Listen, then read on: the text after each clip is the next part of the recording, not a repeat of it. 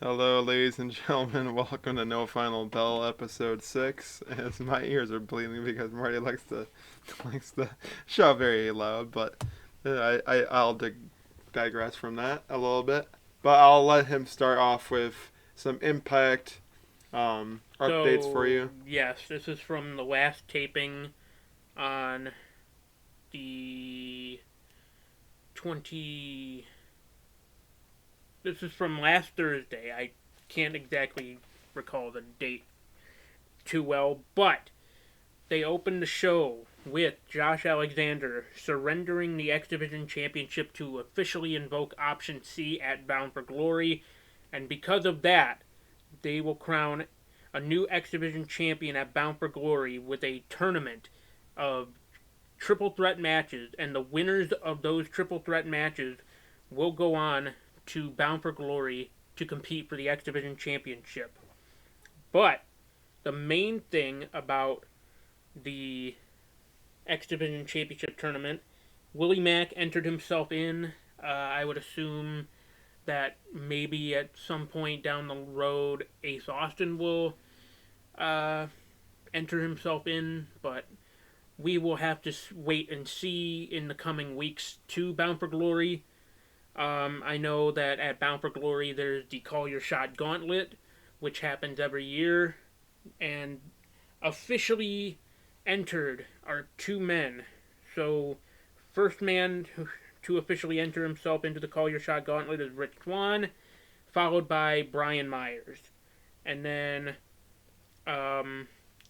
Bullet Club in Impact getting stronger by the numbers because not only did we already have Jay White, the never openweight champion, show up in Impact Wrestling, now we have Hikuleo and El Phantasmo making his return to Impact Wrestling, teaming up with Hikuleo and Chris Bay. Bullet Club is getting stronger by the numbers. Sue Young, Brandy Lauren, and Kimberly are out to collect more souls. They have been pretty much just following the lead of Sue Young, and Sue Young just wants to collect more souls. Raj Singh, of the formerly of the Desi Hit Squad, returned to help Rohit Raju beat Chelsea Green in a match. Hmm. Then we have Sammy Callahan and Eddie Edwards. They're kind of pissed off at Moose and W. Morrissey, so they went backstage to find them and beat them up.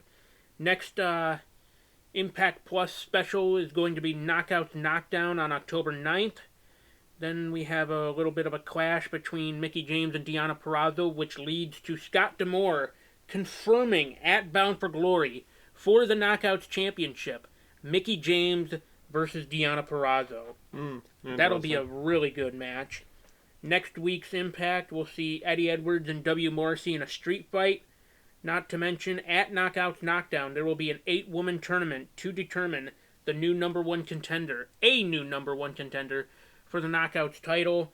Not to mention, next week on Impact, we have The Influence versus Rachel Ellering and Jordan Grace to determine a new number one contenders to the Knockouts tag team titles. And as I mentioned earlier, 3 triple threat matches in the X Division Championship tournament, and the winners face off at Bound for Glory for the X Division Championship. But the main thing, the main talking point of last week's Impact was the return to Impact Wrestling of the fallen angel, Christopher Daniels. I mean, man, what a hell of a moment. What a hell of a homecoming for Christopher Daniels.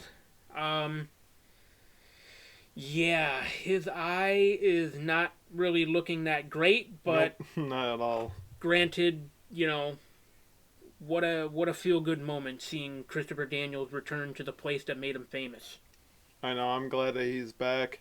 I mean, it sucks that he couldn't have continued, dominating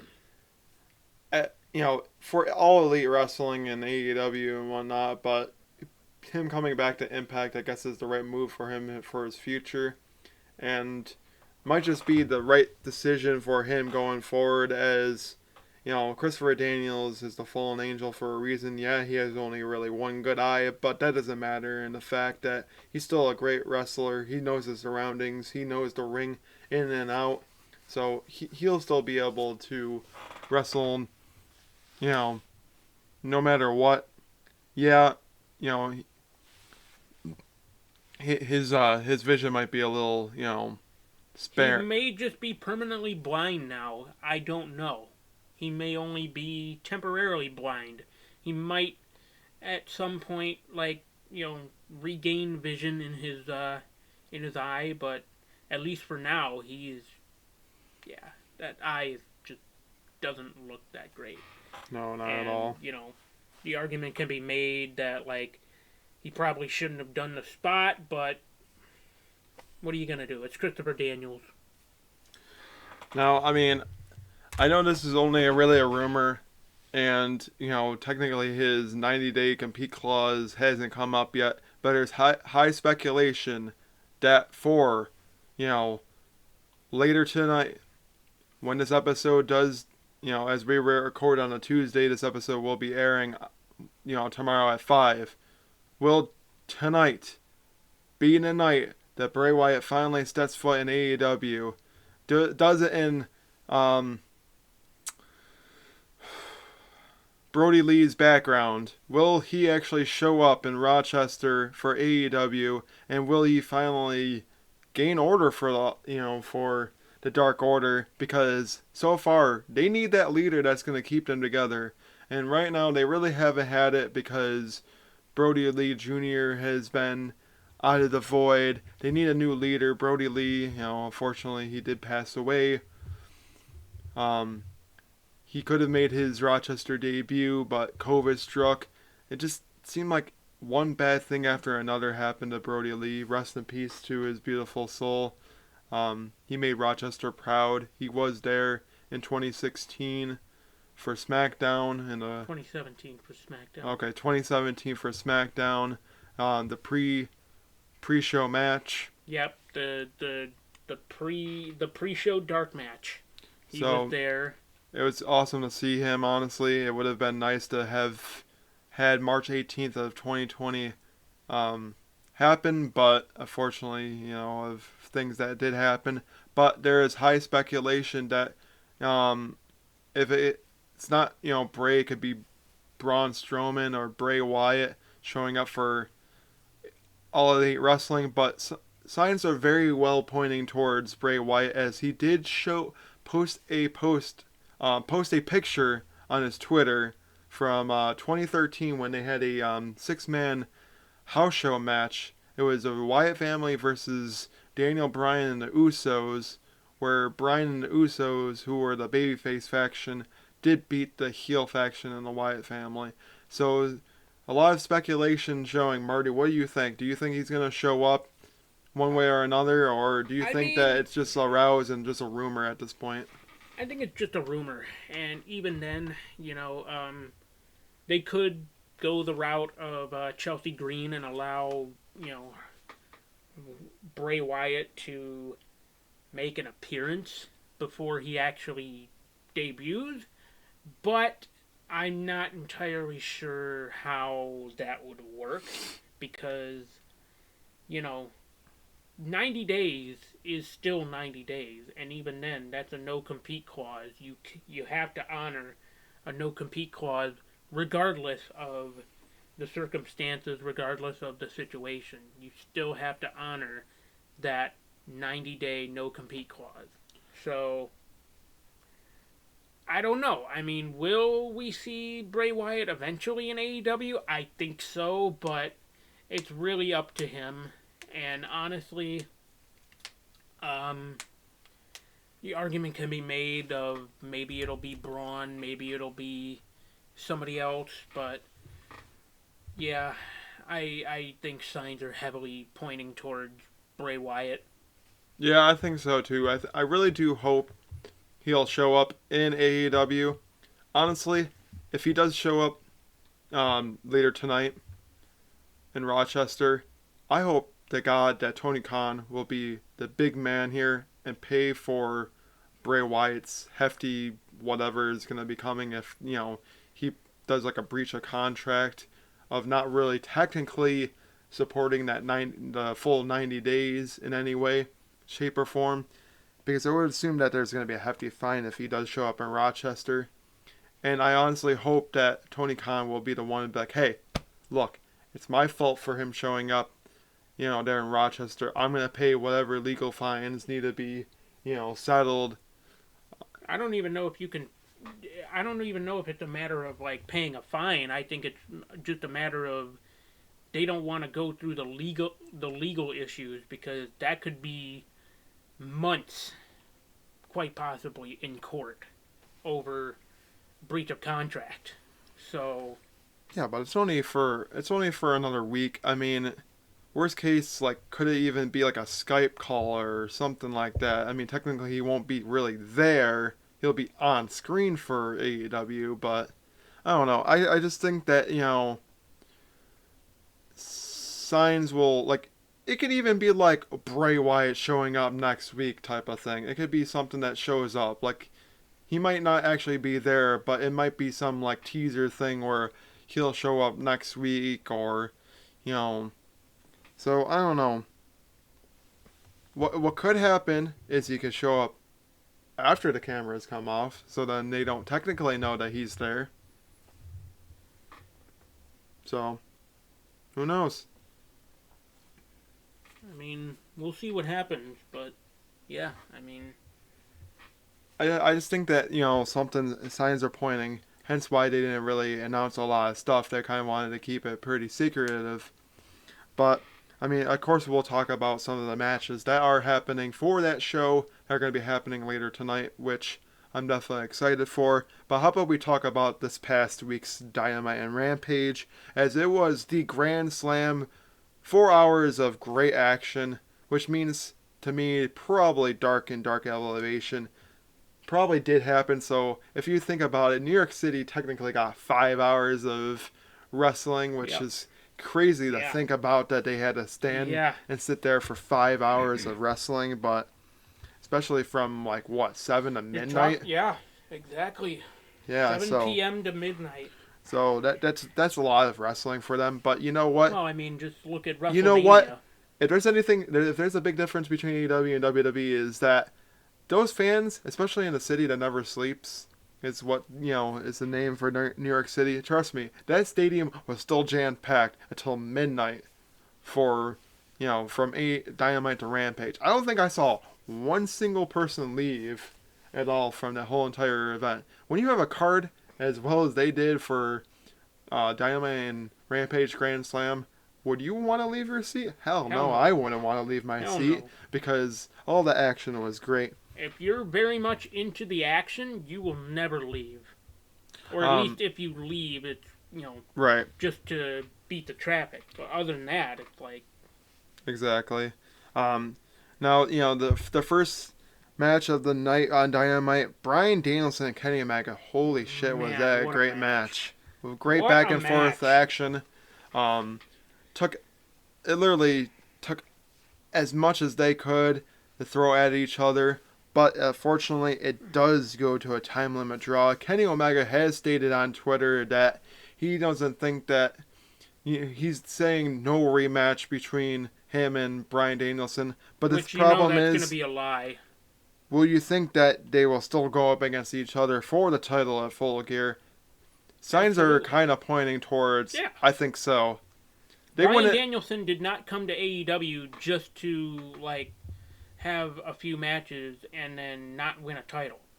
That's the whole point of why Bryan Danielson came to AEW. He wants to win a title.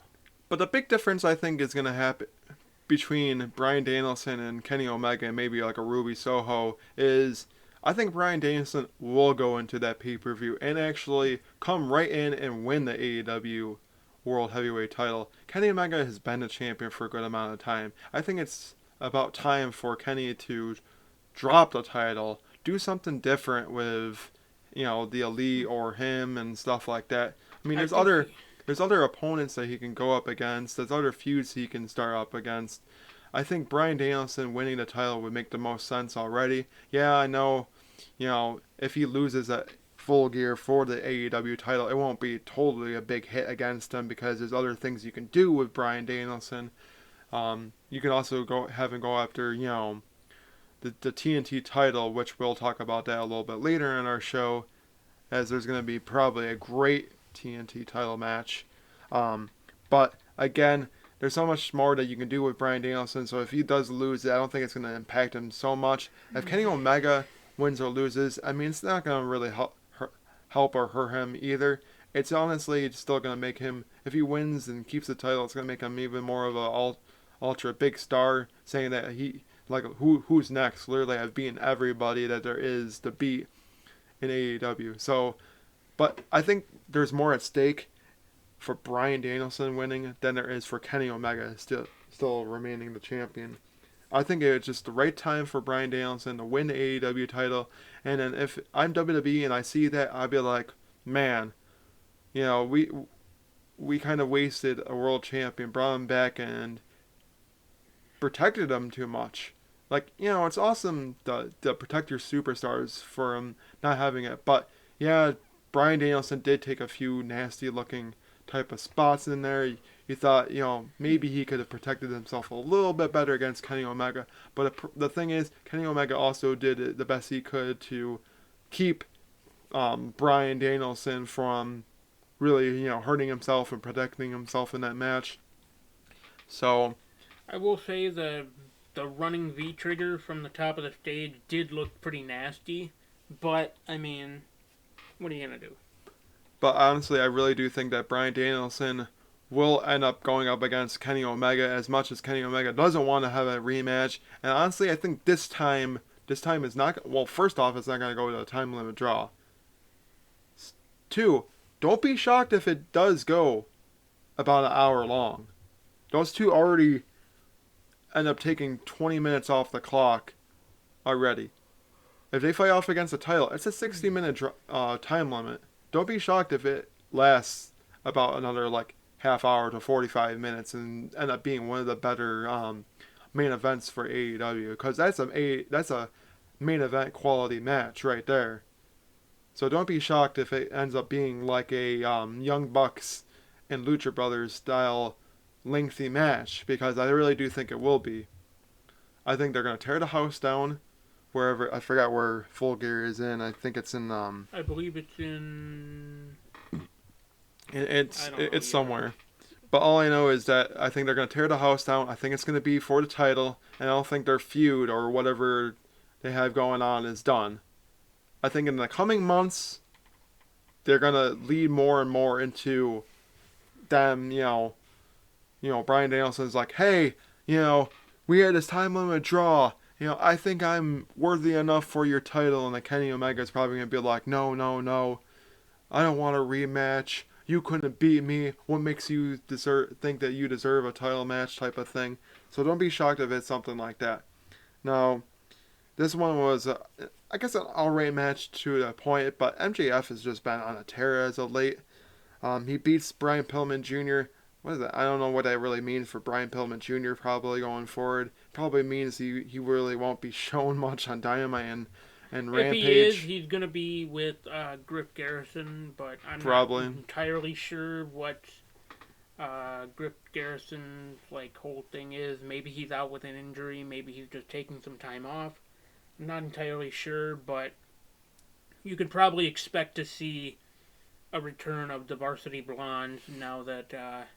But then again, who knows? Maybe Brian Pillman will be prominently featured more just in general after the MJF feud. I'm not entirely sure. It would be nice to see more of Pillman Jr., but who knows what they're going to do with them.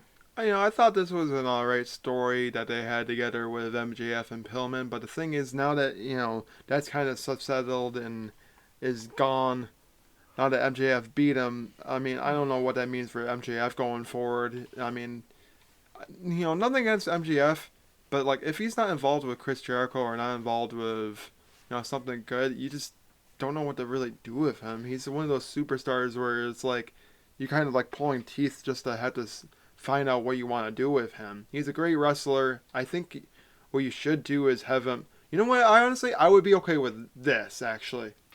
Having, um, I guess I'm gonna spoil it. As you know, Sammy Guevara and Miro will be going up against each other later tonight for the TNT title. Don't be shocked if that's the main event, which I'm sure it will be the main event, TNT title. Don't be shocked if Sammy Guevara does beat Miro, and then MGF ends up getting into the thing with Sammy Guevara, because I know Inner Circle, Pinnacle have had their thing. MGF and Sammy Guevara have had their thing. Don't be shocked if they somehow restart their kind of rivalry and it leads into a TNT title match at Full Gear, because I think that would be cool. Give MJF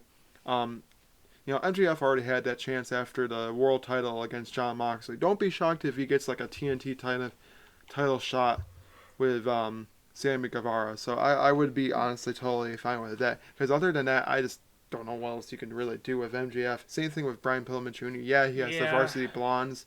And I know that they've been really relegated to dark elevation.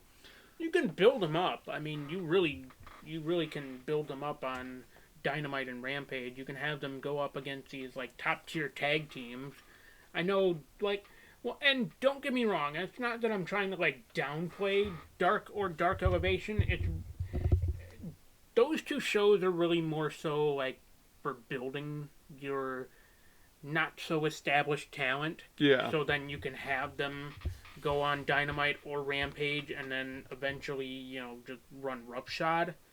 But, I mean, I don't know. I feel like if you're going to showcase your talent, you should have them on the big shows. Mm-hmm. No pun intended to, Paul White. But what I mean by that is have them... You don't necessarily have to have them, win every match on, Dynamite or Rampage, but at least, feature them prominently. Right. So, kind of give them, in a way, a Brandon Cutler role of, he's not doing anything, but he is kind of being, the body bag, or, the punching bag, if you will, for the Elite, or even just, have him being featured on television just in general. Right. So, which, by the way, Brandon Cutler has certainly come a long way in the company, because he started out as pretty much just a guy who lost every single week on Dark and Dark Elevation, or even on Dynamite, and then next thing you know, they build a story of him, on Dynamite, or not Dynamite, on Dark and Dark Elevation, of oh yeah, I finally beat Peter Avalon now, and now I'm starting to rack up these wins on Dark. Okay, but... It's all cool and fine and dandy, but now he's literally riding the coattails behind the Elite and just spraying that whole spray on them and stuff like that. The cold air can. And, yeah, so... he's also the guy who's filming being the Elite while the Elite is in the ring. So yeah, so okay, it's cool, literally not. He's really not really, honestly, doing anything right now with them. But you can't argue that he has not come a long way in AEW from where he started. I think he definitely is. This one wasn't really a big shocker, but I kind of figured that he was going to win. Malachi Black beats Cody Rhodes. It just sucks that that kind of rivalry ends. I don't know what that really means for both of them going forward, but I hope that they skyrocket Malachi Black towards a future championship opportunity of I honestly maybe okay, so to start him out, I would say have him go after the TNT championship. I don't know necessarily if I would have him go up against Miro. But maybe if somebody else is TNT champion, like Sammy Guevara, for example, if he wins later tonight, Sammy Guevara, maybe, then I would say, okay, have Alistair go up against Sammy Guevara. Right. And at that point, it's to protect Sammy as a champion, but also to protect Malachi's character, maybe have it go to, a 20-minute time limit draw. But, I have no idea. I don't know if I would necessarily have Alistair face Miro as a TNT champion right now. Like, maybe wait until Miro drops the TNT title to have something happen with that. Yeah, I mean, you would think, but then again, if Miro still is the TNT champion by the end of tonight, maybe have Alistair build himself up to a TNT. You mean Malachi? Yes, thank you, Malachi. I know I'm. There are times when I'm used to calling him Alistair, but then there's times when it's like, oh no, he's Malachi. But right. Regardless, Malachi Black, I would have Malachi, build Malachi Black up to face Miro for the TNT Championship, and maybe then with Miro and Alice, or oh my gosh, Miro with Miro and Malachi Black, maybe then you can still have, to protect Miro as a champion, but also to protect Malachi Black's character, you can have a time limit draw, a 20-minute time limit draw. I don't know if I would be all right with that. The TNT title is a 20-minute time limit for a championship match, as opposed to a 60-minute time limit championship match. Right, and in that same match, Cody Rhodes was definitely showing a very heelish side as he was pushing away, the ref. I feel like the thing with that is people are starting to catch on with Cody, and that he's like kind of, I don't know if I would say like he's kind of played out of like the whole hero thing. Like, I'm a good guy even though I work with the company, not for the company. Mm-hmm. So like, because technically he does work for the company, but he also technically works with the company as an EVP. Right. So, he's like, oh yeah, I'm a good guy even though I work with the company. It's like, don't let that. So. Yeah, like, of course we'll talk about Cody Rhodes and how he is going up against, teaming up with Lee Johnson and going up against Matt Seidel and Dante Martin. But I really do think that Cody Rhodes is going to head into the heel. I don't know what that means about the Nightmare... the Nightmare Factory.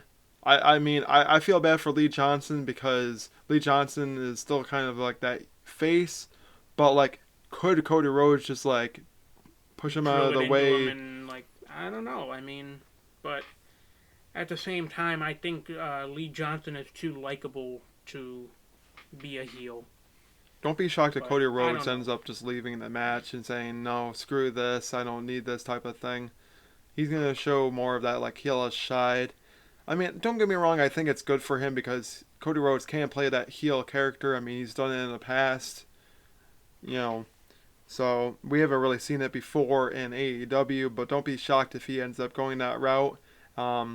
There's a lot of stuff that you can still do with Cody Rhodes, but honestly, I really do think that he should focus more on being an EVP right now than being a wrestler, because AEW has grown so much where I don't think you need a guy like Cody Rhodes to really help establish that brand. That brand has really gone so far in honestly 2.5, almost 3 years by now. So don't be shocked if, like, they'll still use him, but don't be shocked if, like, they'll basically still find things for Cody Rhodes to do, but don't be also shocked if, this might be his last run, and then Father Time will, play a factor where he'll want to focus more on the backstage type of stuff than being the wrestler right now. This one, I kind of figured Sting and Darby beat FTR. FTR has just been striking out big time after, losing those tag team titles.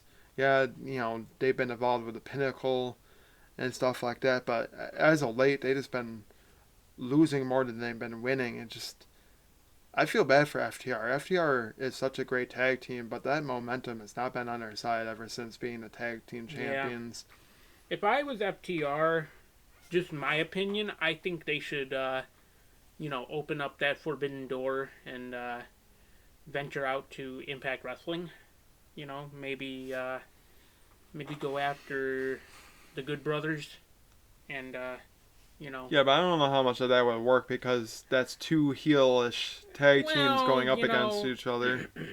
Well, or even for that matter, open up the forbidden door further with New Japan. Maybe go after those IWGP Tag Team Championships. You know? They could. The thing about Sting and Darby is, yes, that's a great win for them, but going forward, why can't they just go up the ranks in the tag team division? Yeah. Because, usually with these pay-per-views, every title is on the line. So right now, I'm very confused of where you have direction-wise. You're almost into October. You literally have a month left into heading into a pay-per-view, and they're just like, I get it. I can get where fans are like, well, AEW's not really storyline driven. They're like, all over the place. And it kind of feels like that right now. There's not really much like storylines that are connecting together right now. But if you think about anything right now it could be anybody going up against the Lucha Brothers. Don't be shocked if it's even like them going up against the Young Bucks again. Of course, something tells me that they'll have some tag team tournament type of thing and end up like whoever wins will go up against the Lucha Brothers type of thing, kind of like they did with Lucha Brothers and the Young Bucks. But then again, like I said, they still have a month away to figure things out, and I think they will figure it out. But if I'm thinking about it, like I said, I would be totally fine with that TNT title thing where it's like MJF versus Sammy Guevara at Full Gear. As far as the women's title, it sucks that Ruby Soho, which we'll talk about, which is actually next. It sucks that she lost to Britt Baker. But when you see Britt Baker still as a champion, it's really tough to see who could end up going after her. I mean, yeah, Chris Statlander had that chance at the last pay-per-view at All Out and lost to Britt Baker. It's so tough to see who Britt Baker will go up against at Full Gear for the women's title. I mean, there's so many women that I honestly think that it could be, again, it could be, the Latina there.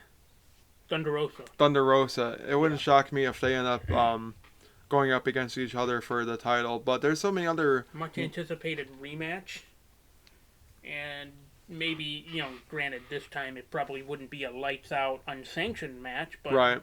Regardless, they would still have a very compelling, very hard hitting, very back and forth match. Because Thunder Rosa can kick ass when she needs to. Right. I guess also what I would like to see more out of is I don't know who the Lucha Brothers could go after.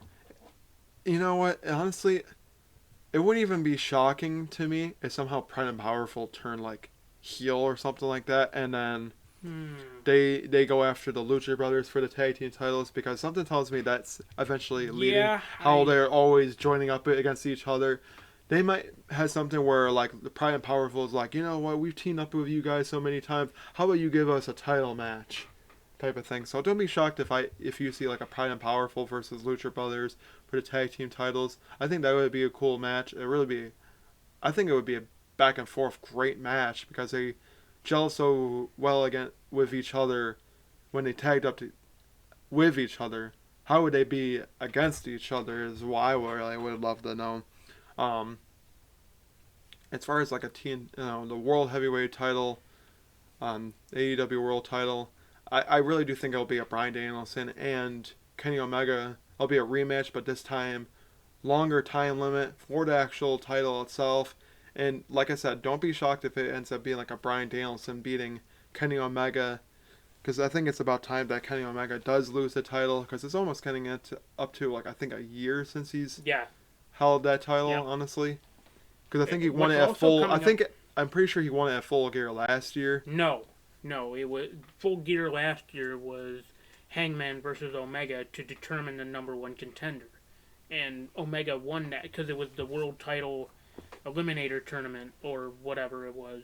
And then no, because Omega won it at Winter is Coming, that Dynamite special in like December or November or whenever it was. Right. But you're absolutely right, though, in the fact that we are coming up to a year of Kenny Omega being AEW World Champion. I agree, though, he does need to lose it. But don't be also shocked if he does hold it a year.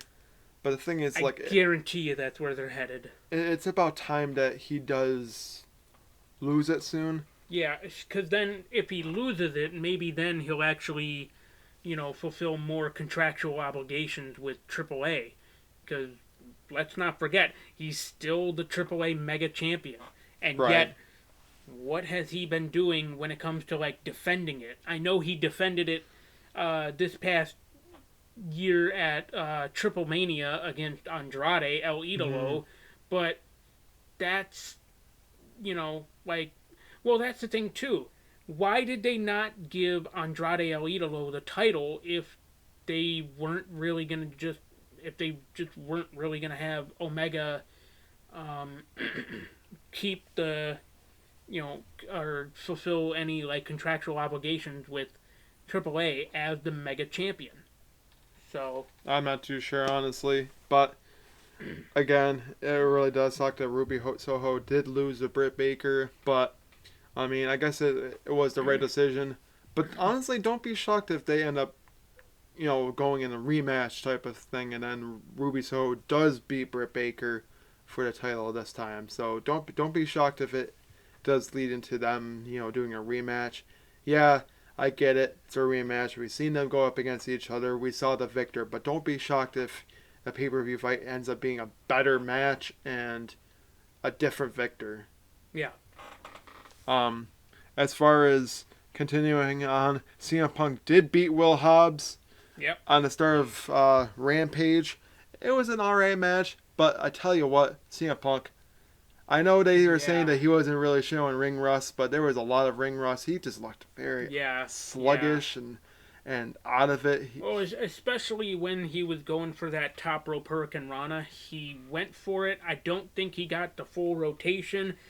Landed on the top of his head. I think he might have bit his lip when it happened because his mouth started bleeding, and you could see him wiping his mouth, and he was getting the blood on his hand wraps. So yeah, so I mean, regardless, he's still looking pretty good in the ring, even at 42 years old. But I mean, right now he's undefeated. As far as who he could honestly go up against afterwards, I think he's now done with Team Taz. At least I think he might be. I don't know. I think we might see with CM Punk and Team Taz. I think we might see the in-ring debut of Hook versus CM Punk. Well, you think that maybe they'll go up against each other at Full Gear? I think that's where they're headed, and especially considering Hook was very adamant about come on, bring it on. Let's see what you got to CM Punk. And CM Punk is just basically telling him, screw you, I'm not, Yeah.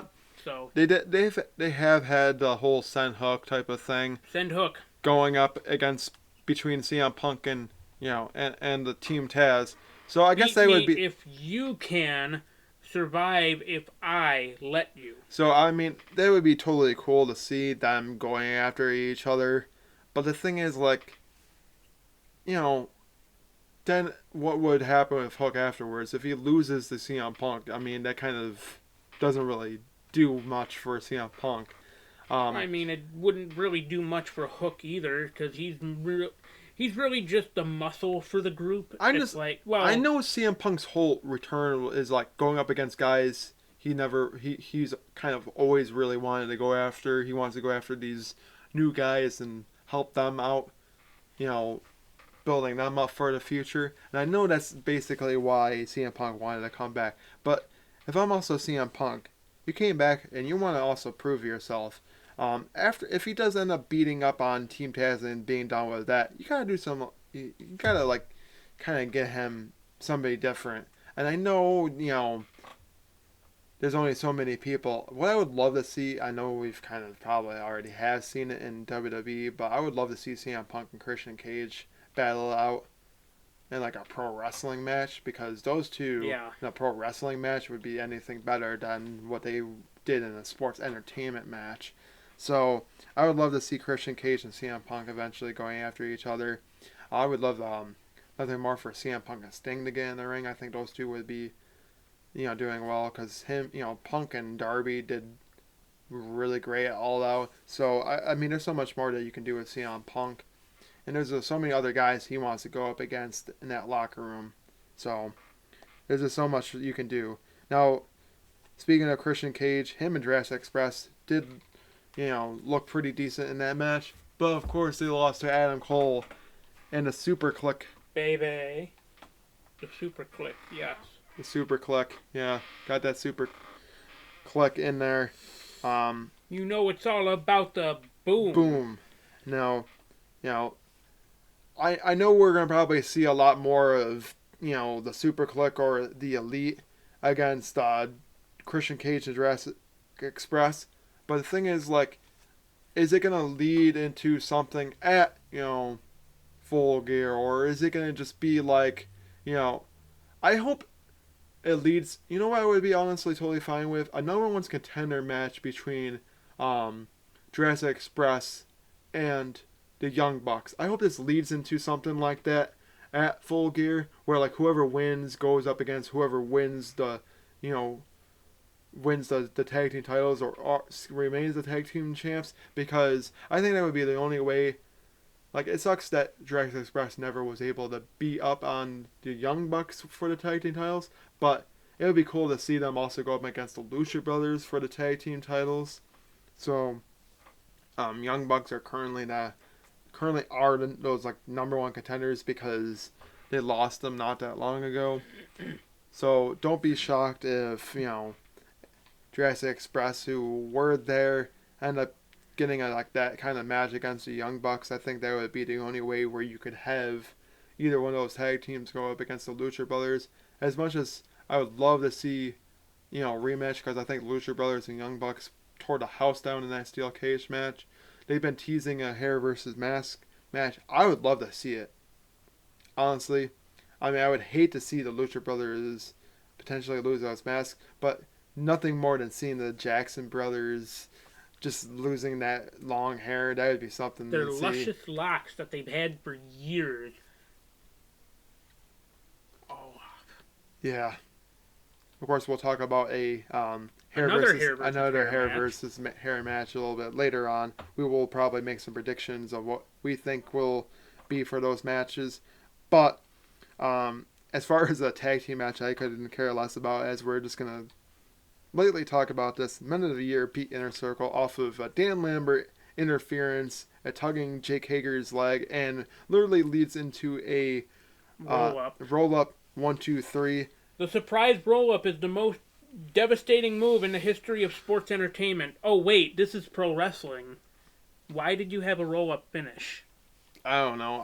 I guess they just wanted to get it done and over with. Yeah, it's cool to see Men of the Year get that win as a tag team, but then... Kind of made him look weak with that roll-up finish, though. It did make Inner Circle kind of look weak a little bit. I mean Men of the Year also. It kind of made them look weak as a tag team. It kind of made them look like they can't win without, Dan Lambert, which kind of is really, really bad, and also American Top Team.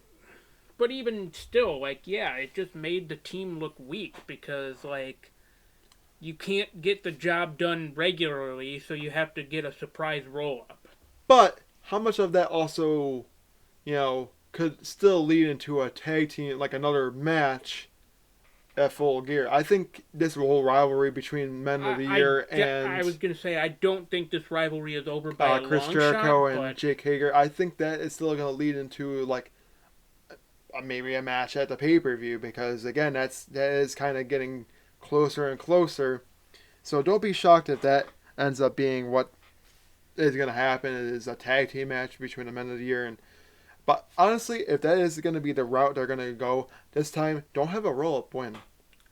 Do not have a roll-up win. I hope it's a better match, and I would love to see Chris Jericho and Jake Hager beat up on Men of the Year. But the thing is, if the Men of the Year do lose to the Inner Circle and Chris Jericho and Jake Hager, how much of that is going to really hurt them moving their momentum forward? Here's what I predict, though. I feel like at Full Gear they might build towards something with American Top Team, like 3 members of American Top Team with the Men of the Year versus the Inner Circle. Something tells me that's where they're headed. I mean, Rampage, we kind of saw a little bit of a teaser, I guess you could say, of the MMA guys potentially, they look like they could have but granted they didn't take any bumps, but at the same time, if you protect them well enough, they don't have to take a bump. They could just get in the wrestling ring, get in, have a wrestling match and actually, Right. but then again, at the same time, it's like they would have to take at least a few bumps in the match in order to, so. But needless to say, I think that's where we're headed with this whole, rivalry. But who knows? Maybe it'll be like Jason said of another rematch or whatever between Men of the Year and Jericho and Hager. Right. We were also talking about the Lucha Brothers and Pride and Powerful. They did beat the Hardy family office.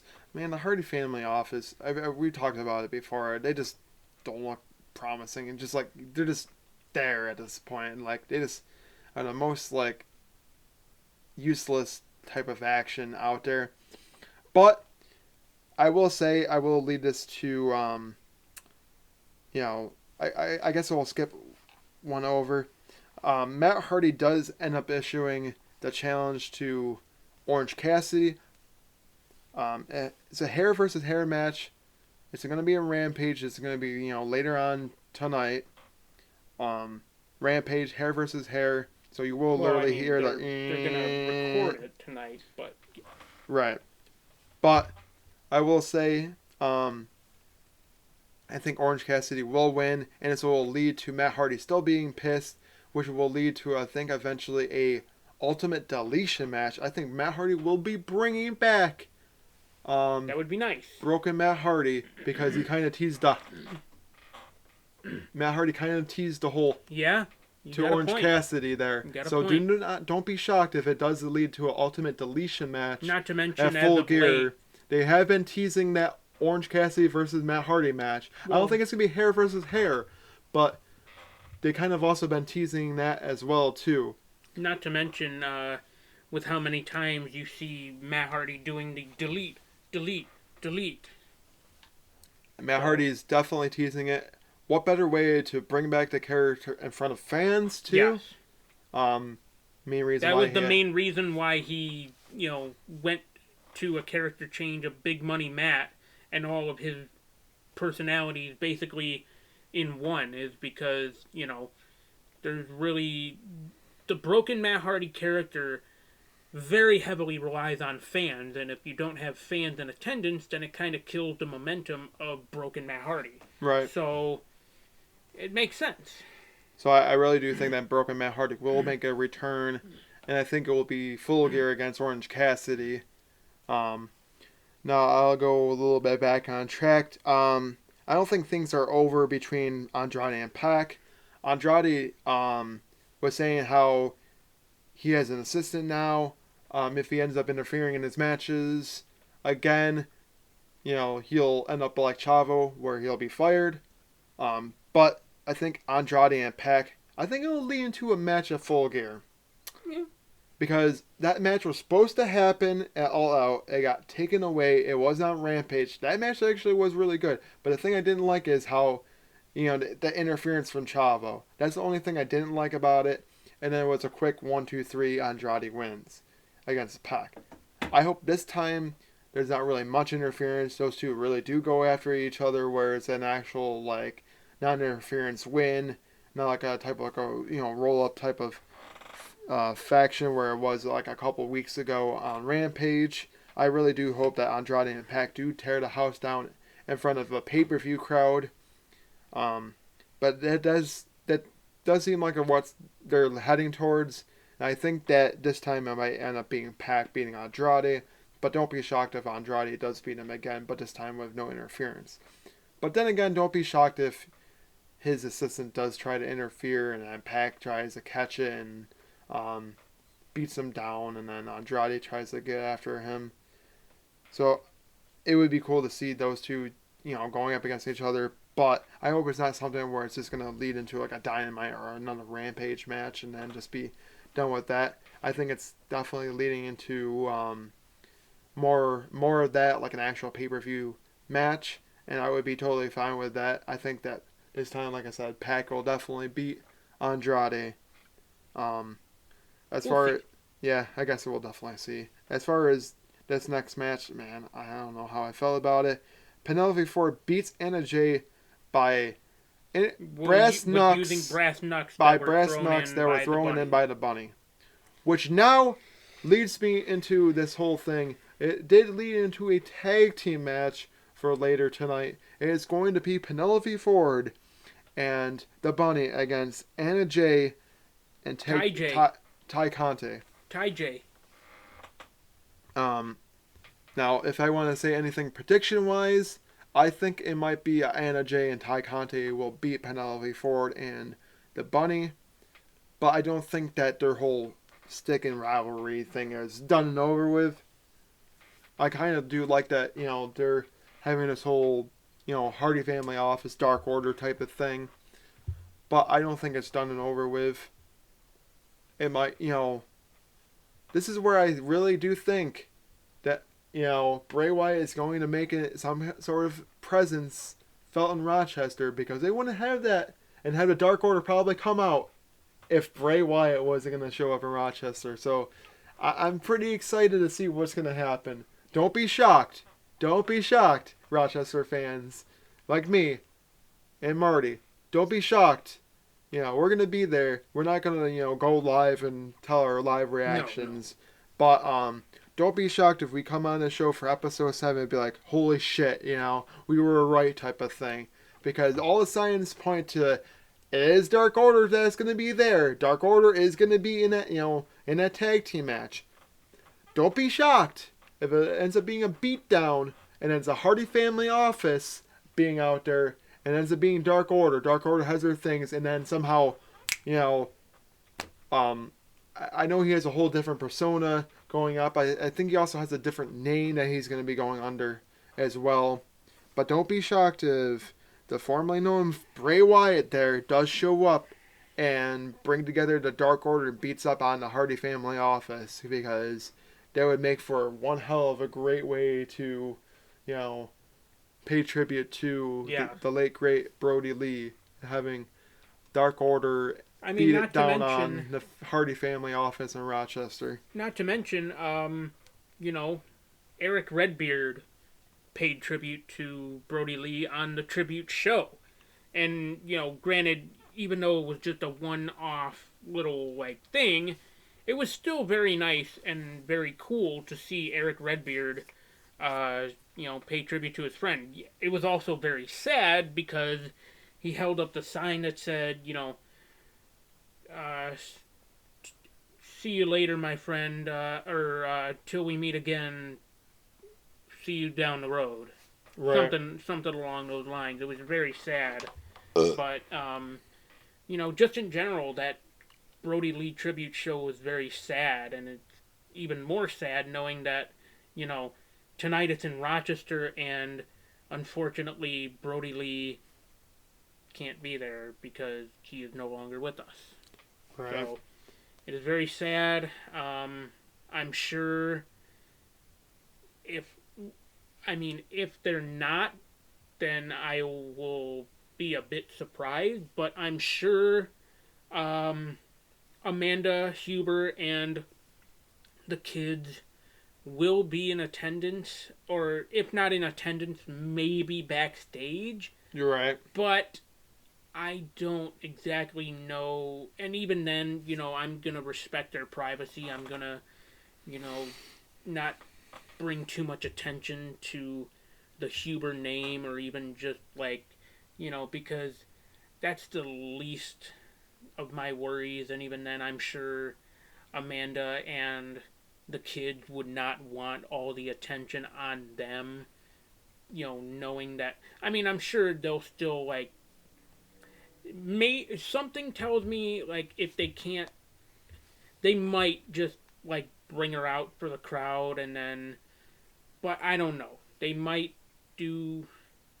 It would be a class act for AEW to acknowledge that we're in Brody Lee's hometown, and to do something with Amanda and the kids, but I don't know. We'll see what AEW ends up doing later tonight. Right. But I will say, last week on Rampage, Eddie Kingston and John Moxley beat Suzuki-gun. Man, That was a hell of a match. it was a hell of a back and forth, hardcore style match. I'm glad that Kingston and Moxley beat Suzuki-gun. I'm kind of glad that Minoru Suzuki was able to come back. Not just Hey, but we cannot forget LAX. Yeah, Homicide showed up, man. That was great to see him in New York City, his hometown there, I think. Yes, it is. So, to help out his former brethren and Eddie Kingston, that was awesome to see, too. That's why I say LAX. LAX represent. Mm-hmm. Because, many people might not know this, but Eddie Kingston was not to mention NWA. For a brief little period of time, Eddie Kingston and Homicide were a tag team in NWA before Eddie Kingston ultimately signed a contract with AEW. So crazy. So yeah, that's some continuity right there, and something you really have to pay attention to in pro wrestling. Continuity. It doesn't happen often, but when it does, you really have to pay attention, and especially considering Kingston and Homicide were part of the OGs in Impact Wrestling when Homicide and Hernandez branched off from LAX. Eddie Kingston, known as King at the time, branched off with Homicide and Hernandez, and, he aligned with the OGs, and it led to this whole six-man tag affair with Santana and Ortiz's LAX with Conan versus the OGs of Homicide and Hernandez with Eddie Kingston as King. So, continuity. Continuity goes a long ways, and even, like I said, with NWA, Eddie Kingston and Homicide were a tag team in NWA before so to give you some backstory on that, they were a tag team in NWA before COVID hit and the lockdown hit. Matter of fact, a lot, and I do mean a lot of current AEW guys at one point were in NWA before the initial lockdown. So, people like Thunder Rosa, people like Ricky Starks, people like Eddie Kingston, they are like some of the main people that I can think of that were in NWA during the time of like NWA Power when it initially launched. And now, here they are in AEW. Right. I mean, as far as also other matches that we know are confirmed for later tonight, Cody Rhodes and Lee Johnson versus Dante Martin and Matt Seidel. I mean, I think that's going to be a great match. Don't be shocked if it ends up being Matt Seidel and Dante Martin beating up on Cody Rhodes and Lee Johnson. We're definitely going to witness a lot of high spots with Matt Seidel and Dante Martin. Oh yeah, of course. And also Jungle Boy and Adam Cole. Baby. I think Adam Cole will ride his hot streak and remain undefeated against Jungle Boy. I think it's going to be a great match. Don't be shocked that also it starts the show too. I think it might start. I think it's going to probably start the show off right with Adam Cole and Jungle Boy. So far, the only confirmed match we know for Rampage is the hair versus hair match between Orange Cassidy and Jack Evans. what they have in store for Dark and Dark Elevation later tonight, I'm not exactly sure. No, I'm not too sure either. But regardless, we're probably going to, enjoy ourselves during the hour before Dynamite starts, and then, regardless of what they have set up for Rampage, we're probably also going to stay for that. Right. Depending on the situation, depending on if our dad has to, do anything or not, but I don't see why he wouldn't want to stay for Rampage as well. We'll see. Right. That's true. But I will say that's going to conclude this episode of No Final Bell. As you look down below, please follow us on social media at Tinkle Sports. Make sure to watch all other content on Tinkle Sports Entertainment as is to the bottom left. Bottom right, yes, it does say the Seal Season 2, but don't forget to watch Tinkle Late Nights on Friday nights, as it is our new show with Zach Carmine, as he will bring on special guests. Don't forget to watch Tinkle Sports Talk every Sunday at 9. Don't forget to watch this every Wednesday at 5, unless other events are permitted. Don't forget to watch Out of Turn 4, as it usually is on, I think, Tuesdays at 5 as well, or super late at night. Sometimes, dates or times permitted will change for that. Of course, Brian is usually good in letting everybody know when that will change. But as far as this, we are going to be signing off. Before we sign off, don't forget to like the video, leave a comment, subscribe, and hit the bell so you never miss an episode of your favorite podcasts on Tinkle Sports. Right. And we are signing off. Again, next episode we will talk about all the events that have happened in Rochester. And don't be shocked. And again, don't be shocked if there is a certain debut that is going to happen tonight.